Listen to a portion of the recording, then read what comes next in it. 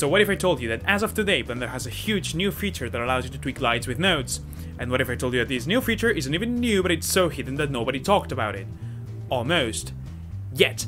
Listen, in Cycles, if you select a light and look at a workspace for shader nodes, you'll find a checkbox. A checkbox that nobody talks about because nobody selects lights within a workspace for shader nodes. A checkbox that when checked, unleashes the power. You suddenly can make lights illuminate only at the distance you want them to, control the amount of indirect light they produce, and make them have funky colors and so many more things that I haven't had time to explain since I was in such a rush to make a video out of it. So first of all, why should you be as excited as I am? After all, lights in Cycles are realistic, right? Right. First of all, wrong. They are physically based, but real lights have all this sweet texture that you simply cannot get with this amount of settings. But most importantly, why wanting real lights anyway? If we used realistic lighting in art, this would look like this would look like this, and this would look like this. Because in lighting, when making art most of the time, we sacrifice realism in favor of expressivity, readability, and other good stuff while retaining believability, which is stylization, which is beyond the point. And the truth is that most of the artistic decisions of a render happen while in the lighting stage, so why stick to only these settings? So, nodes with lights. How does it work?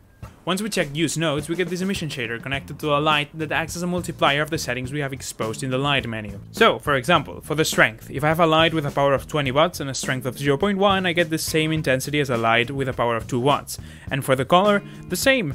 Reddish in the menu and bluish in the nodes gives us the same result as multiplying reddish and bluish on a mixed node on a white light.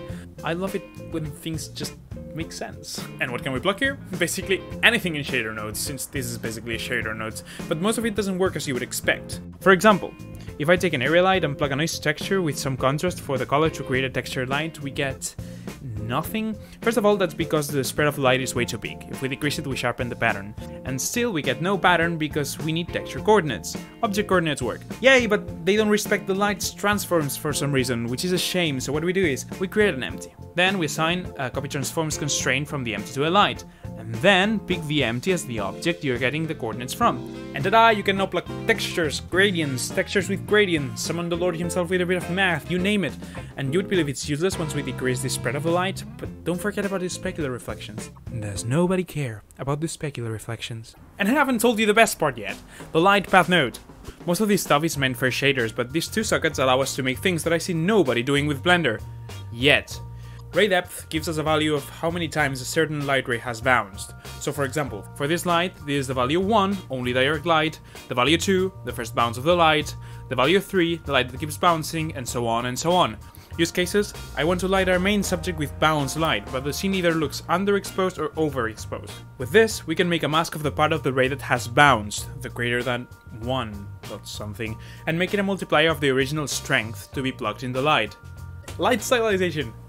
And ray length is the trickiest one. It gives you a value at a given point for how long the ray has traveled up to this point. So again, we can make masks. And you can see now as we slide the threshold, we travel along the length of the ray away from the light source. Quick reminder of how these masks work.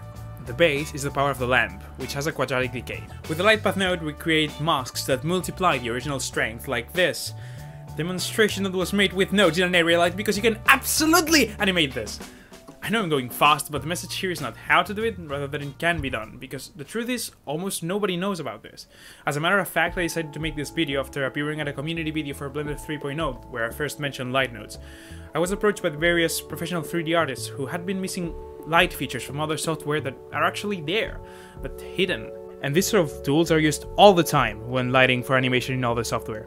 I've used nodes in my Blender lighting work since I discovered them, and I have even made node groups that I can use and I can chain, and it's amazing.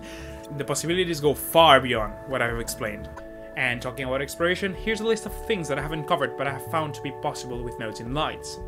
Now, before I ramble too much about light rays and stuff, it's often said that lighting is what you use to make your models look great.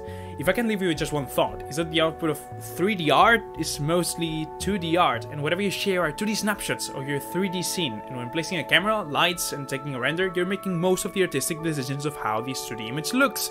So perhaps it's not lights we use to make models look great, but assets we need to make the renders we want. So give your lights some love.